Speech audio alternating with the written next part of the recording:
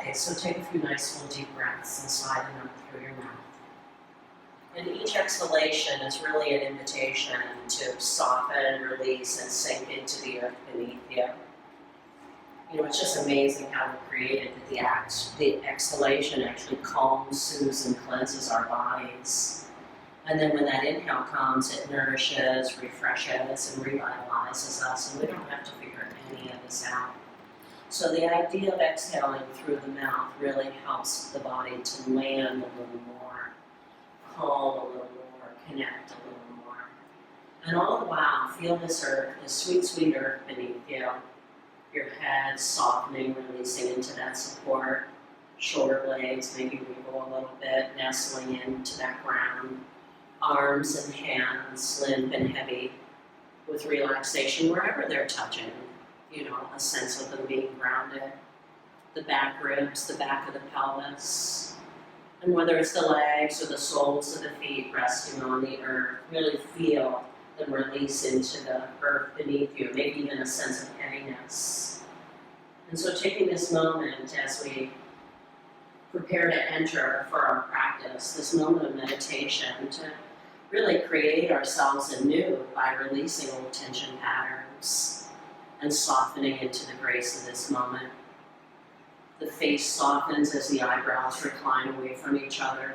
Eyes recline into the hammocks of the eye sockets. Nose, cheekbones soften and broaden. And back teeth part, sometimes releasing the jaw as you do this. And soften the back of the throat. Soften the back of the throat down towards the back of the neck. And feel the breath maybe flow a little more freely. And maybe not feel it, but aware that it may be. And starting our practice with an offering about gratitude. Gratitude unlocks the fullness of life. It turns what we have into enough and more. It turns denial into acceptance, chaos to order, confusion to clarity. It can turn a meal into a feast, a house into a home, a stranger into a friend. The real gift of gratitude is that the more grateful you are, the more present you become. One breath, one moment at a time. And isn't it the beauty of our presence with each other that is so healing, kind, and enriching?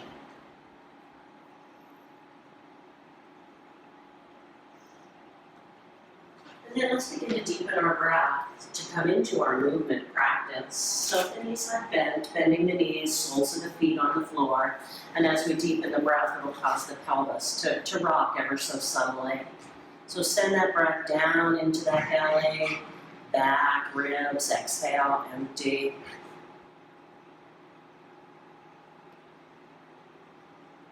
And then bring the knees up to the chest, either holding at the thighs, the shins, wherever's comfortable for you, and gently rock from side to side. So it's a gentle rocking. We're not going very far so that you get a nice massage up and down the back of your torso, the back of your head, back of your pelvis. And then back to center and come into some knee circles. So whether you want those knees going the same direction, whether you want to be playful and circle them opposite directions, if you want to circle one knee at a time with one foot on the floor, holding the knees, not holding the knees, only give you a lot of variations. So if there's any discomfort, in anybody's back that's watching this, you might want to place one foot on the floor and have one knee up like Mary's doing. The whole idea is to get those hip joints juicy. Get things woke up in the hips, the low back. And then hug those legs in again toward the chest. And this time the hands are behind the thighs and they draw the thighs in close to the torso. And then loving up those knees. When you start to inhale, take your feet up towards the sky without a full straightening of the knees. And then as you exhale, lower the feet back down. So you can either hold the legs or not. See what resonates with you. And here again, any of these movements that we do, that's a little too much. Keep the one foot, the knee bent, and the foot on the floor, and just work with one leg at a time. It's pretty amazing how some of those subtle changes can make a world of difference.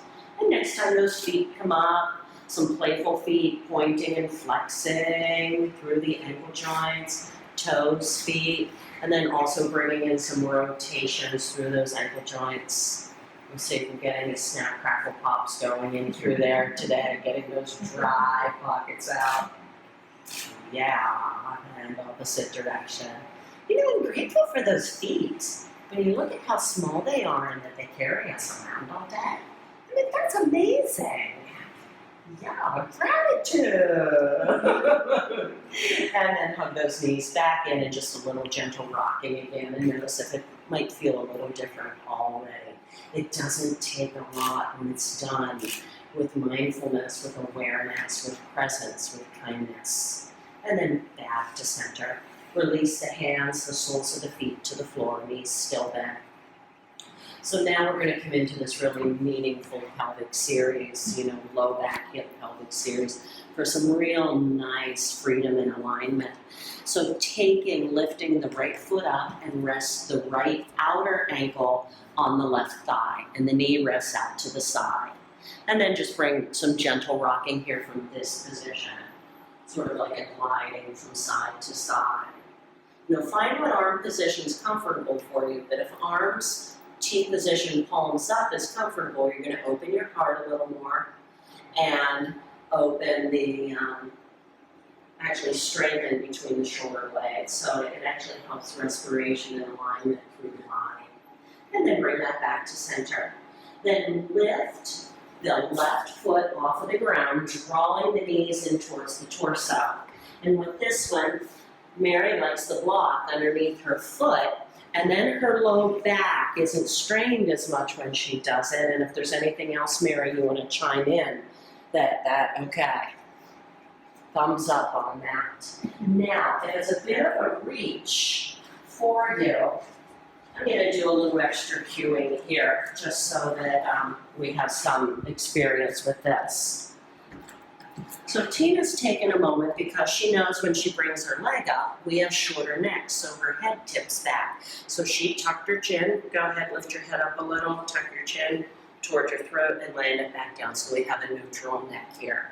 Another way to work with this would be to take the strap around this thigh so that her arms don't have to reach as much, because then again, that affects the neck aspect of it, but yet she still gets the benefits of the deeper practice here in through the hip region. So just nice to see some different variations here. You know, I had Karen coming in and out of it. You know, it's nice as the body starts to morph and do its thing to not try to, you know, armor it and keep it in a simple way. It's alive. We're energy. We're moving. You know, the breath moves us every moment. Now from here, we're going to cradle that right leg. So my right hand is to my right knee, my left hand is either to my foot, my shin, whatever's going to work for me, and then land the left foot. Some people, such as Mary's doing over there, is going to keep the leg resting on, or the ankle resting on the leg. Now gently rock that from side to side. So you've got a cradle rocking going on here. Jaw relaxed. We're working with the pelvis. They're neurologically wired together, the jaw and the pelvis. So when we work with one, it's important to be mindful that the other one isn't straining as a result of it. Then back to center. And then with that right hand, just taking and circling. Go ahead and leave your left hand here and circling this knee. So if I keep my hand on that knee, that hip joint, those muscles that cross over don't need to engage, and then this head of this femur bone gets to move around and I get a nice juicy hip in here. It's not that it's wrong not to hold the knee, just our intention here. And then circle the knee the opposite direction. Soft face, soft jaw, feel the ground beneath you, keep sinking into it so we don't bring on any unneeded effort and all that energy efficiency here. We get fatigued enough. And then back to center, and then land that ankle on the thigh, Now from here, after we've created all this spaciousness, then we're going to gather it all up and do some nice deep center line strength, vertical and horizontal. So this square that's in here, this hole that's in here, we're going to close it up by sliding the right thigh over the left thigh. And you'll notice this happens differently for different people. A lot of it has to do with limb length. And so from this position on an exhale, we're going to squeeze the legs together anywhere that they touch, and then it works for the body. And then on an inhale, we're just going to soften and release that squeeze. Nice, Mary. I can actually see it happening as you exhale. I see your whole body gathering in from side to side and from bottom to top. And you can actually see everybody doing a little bit of a rocking going on there as they're doing it. Karen, if you want, sometimes I know that foot cooperates to wrap around and then she can draw it in. This isn't, better. This is just because her legs are longer and so she can better access a squeeze this way, where Mary can better access it this way. And then on your next exhale, we'll go ahead and release. Bring that right knee up to your chest. Hug it in, half window leaving pose. Mary will just slide this out for now so you can stretch that left leg out. And you'll notice as they change position, they continue to have that long neutral spine in their neck because of them meeting themselves where they are and not trying to push beyond. Then left hand to right knee or thigh and draw it across the midline of the body. It's not your typical yoga knee down stretch. It's really to hit in through this piriformis, deep lateral rotator area, which helps with the integrity of the pelvis, the hips, the low back, and also people that have knee discomfort and strain a lot of times will benefit significantly from this too. Typically, we'd hold this a minute or two due to time, and we would do a breath meditation, but we're going to keep moving on. So go ahead, hug it back into the torso. Smooth, easy breaths here. And then release that leg. Stretch out your legs, stretch your arms overhead, and just take in. Notice each side of your body. Notice, maybe tickle Tina's arm a little bit there, Mary. I am ticklish. And send the breath wherever you can find some space to send it in your body. Just send it in there. Maybe even your toes. Creative. And then sweep those arms down. Bend the knees, soles of the feet to the floor. And then take a moment now and notice how it feels. I'm going to slide this in, Mary. Okay, and you put it wherever you'd like it. Just take a moment to notice how it feels. And then the other leg. So the left outer ankle on the right thigh. The knee turns out to a comfort level. It varies significantly. Like this is Mary's turnout. That's Karen's turnout. They're sisters. Their bodies are different. And we love them both, just how they are. And Tina too. I'm the sister at heart. Yes. Right, so that rocking from side to side. All the while, keep feeling that ground beneath you and softening and releasing into it. Let that freedom reverberate through your body. And then back to center. Lift the right foot off the ground, draw the legs into the torso. Typically each side feels very different. Karen's working with that neck alignment again, tucking the chin towards the throat, not the chest. Neutral neck, and then lands it back down. Something else that I didn't mention, and you can hold this one in stillness if you're okay, and just sink and soften in. Tina using the strap. You'll notice Karen has a towel under her head and neck. Tina doesn't. Mary has a neck roll.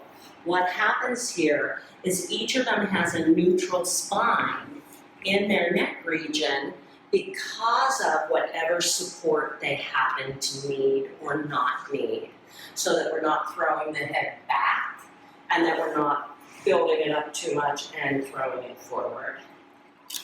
Smooth, easy breaths here. You know, and the intention as you're doing this as a practice, maybe you'll watch this a few times and do it without the video, or certainly, you know, continuing to use the audio and visual that you're getting with it. Releasing the hands, let's cradle that left leg now. Yep, left hand, and then lower that right foot. And then gently rock from side to side.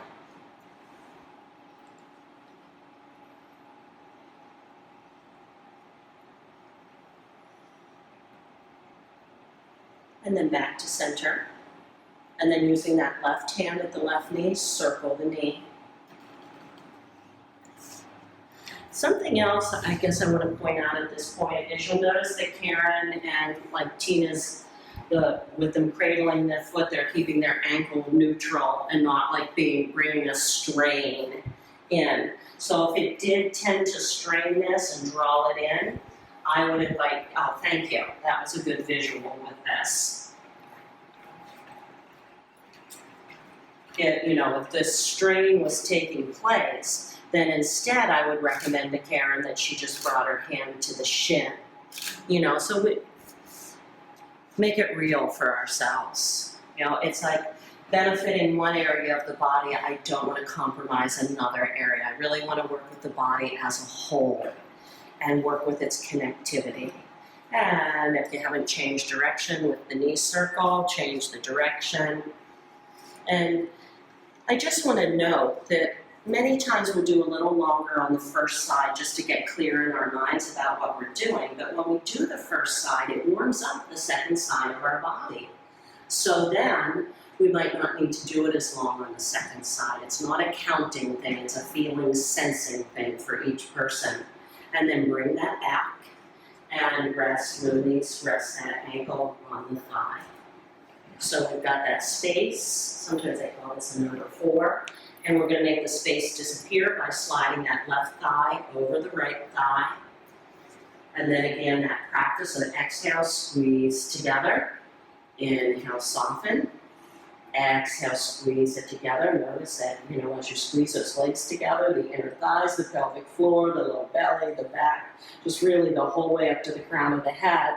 You can even see it's a little more obvious here with Mary when you see her, how it moves the whole way up her spine because her whole body is moving. It just shows up, you know, externally visually with different people. Karen, would you lift that foot, bring your knees over your hip joints and flex your feet.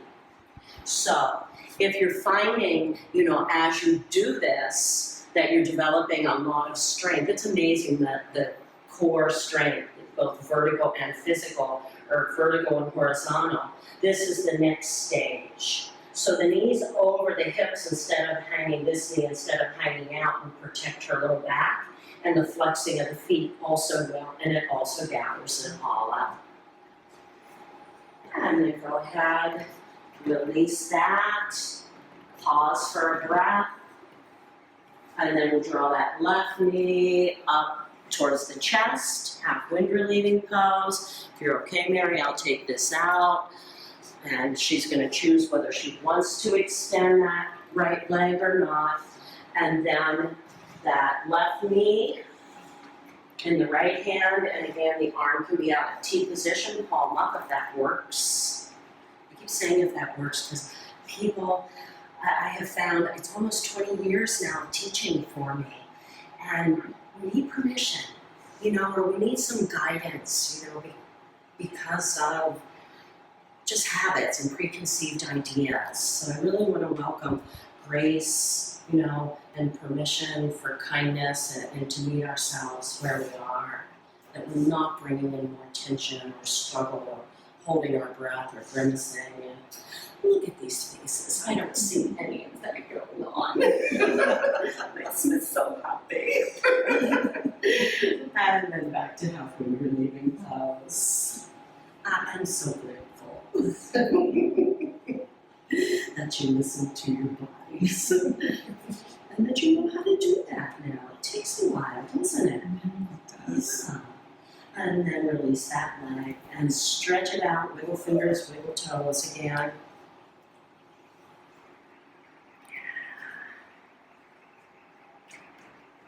And then release those arms down. Bend the knees, soles of feet on the floor. Smooth, easy breaths. And just notice how you feel in your body now. We started in this position. And then we landed in this position. I think I forgot to have us do some knee down twists earlier. So go ahead and bring a few knee down twists in. Usually like you to do them at the beginning, so when we do them toward the end, you have the comparison. It's so profound. And if you want to bring a few arm movements in with your knee down twists. So as we work with the pelvis, our center of gravity here, it translates down through the knees and the feet for care, and it also is wonderful to help support our back, our shoulder girdle. It just moves in both directions. And then back to center. Roll over onto one side and find your way on up into table pose, and then we'll check in with our spines too. 6 movements of the spine. It's a really sweet thing. So whether you want a towel underneath your knees, if you do that for a little bit of comfort, take the time to do that, but go right ahead as soon as you're up. Table pose, I call it cat and dog, a lot of teachers call it cat and cow. Tuck tailbone, belly chest, rounding the back, and then lift tailbone, drop belly, lift chest, arching the back. If there is any discomfort in the back, the range of motion can be smaller.